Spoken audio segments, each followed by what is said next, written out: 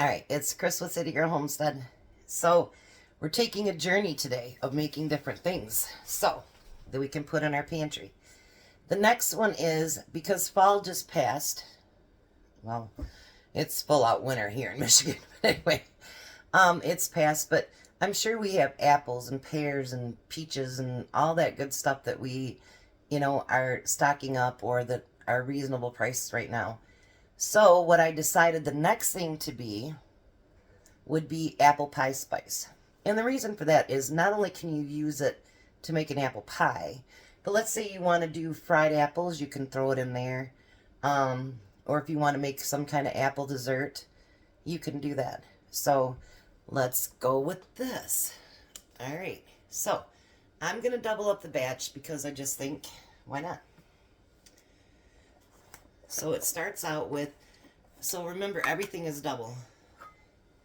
So I'm going to do a half a cup of cinnamon.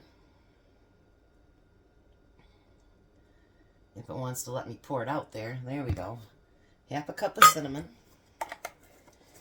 And it calls for 2 teaspoons of nutmeg. So we're going to do 4, which I think that's a tablespoon, but we're still going to do it this way. 1, 2, 3, and 4. And we need 1 teaspoon of ginger, so we're going to do 2 teaspoons of ginger.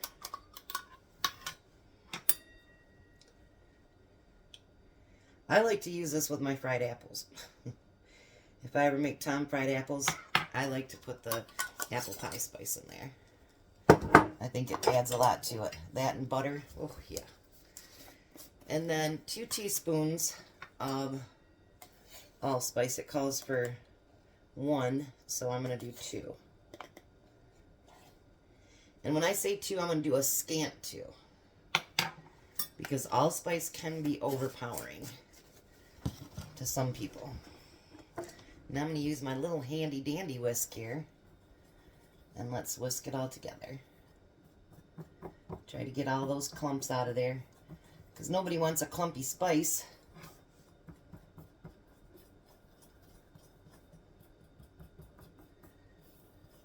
I like these little bowls. I got them from that Little Dusty's. I get a set of something and I'll find something I like in this actually little metal bowl. I liked it. So then I give away what I don't like. And somebody else gets to love on it. And usually when it's things like this, it goes for the $2. So it's really, really cheap. And then I get to add something cute. So now I have my half-pint jar here. Same thing as before, though. If you don't have jars, you can always use plastic baggies. Whatever it takes for you to store your stuff. Alright, there we go with that. So now I'm going to use a lid and a ring. Of course I'm going to reuse a ring, or lid, because who's going to use a brand new one for that? Not me.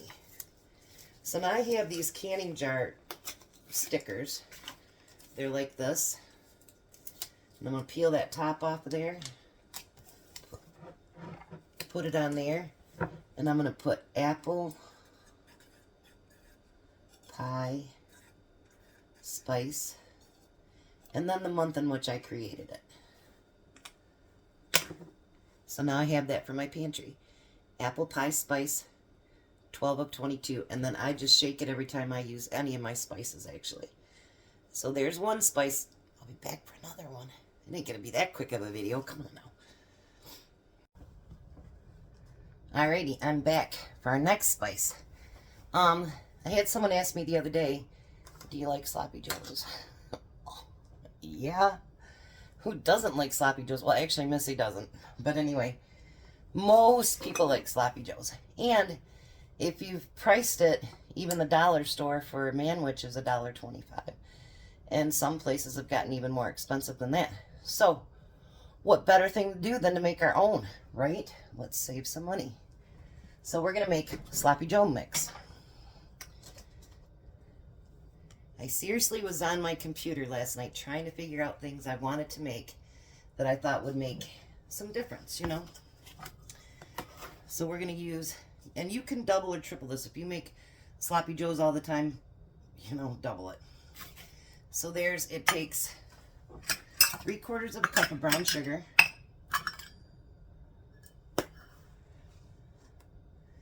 it doesn't say packed, so I'm not packing it. But I wanted to go, I went through a bunch of them and I'm like, now that would be me right there. All right, and we're gonna use 4 tablespoons of minced onion. So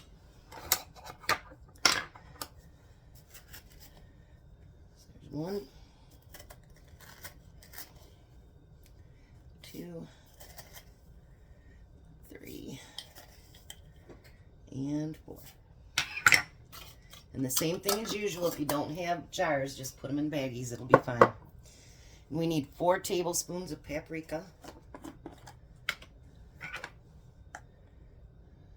So we got 1, 2, 3. Now I would say, I normally use the normal manwich, but I would say because it's got cumin in it, and paprika, it's going to be more of like the bold, but maybe not, because the brown sugar might throw that off just a little bit. So, all right, so now we're going to use 4 teaspoons of cumin. You know, before I started this channel, I never used cumin. Now I'm using it all the time. I have to refill my jar here. And there's 4 teaspoons of cumin. And you're going to need 4 teaspoons of garlic powder.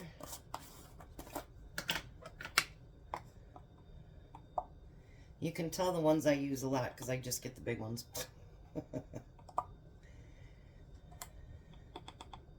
And there's 4 teaspoons of that. And then you want 4 teaspoons of salt. And I always use the pink Himalayan. I really like that stuff. I do, honestly. And you can get it cheap at the dollar store. 3 and 4. And then you need 4 teaspoons of pepper.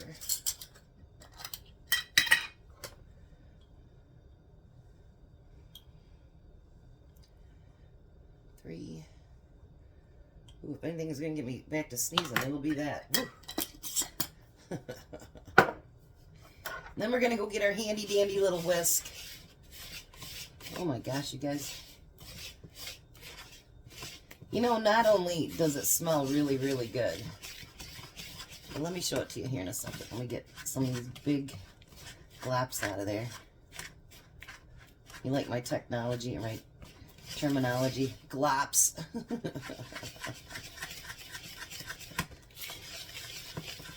And I'm sure if you wanted it fine and you didn't want any, like the onion flakes or anything showing, you could always run it through your little blender or whatever you wanted to do and make it smooth.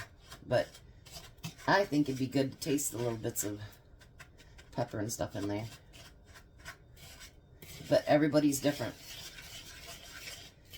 That's what makes us people. We're all different. Doesn't that look beautiful? I think that looks amazing. So, I'm going to go back to my pint jar, my little funnel here.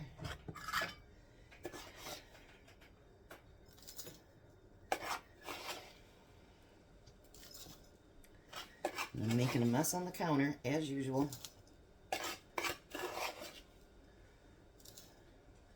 Nothing new.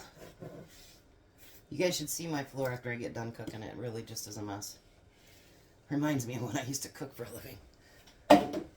Because your kitchen gets really messy when you cook. You know, it just does. I know I see some of these bakers and stuff and like they stay completely no mess Are you kidding me? How do you cook like that? I don't know if I trust that. Because every restaurant I've ever worked in has always... That's why they have those squeegees for floors and stuff, you know? So now at the top here, I'm going to put Sloppy Joe mix. Now, what I'll do, I will make a label for this one as well. Because it says to make this, you just need a tablespoon of mustard, 2.5 tablespoons of apple cider vinegar, and what else? And a 1/2 cup of this mix.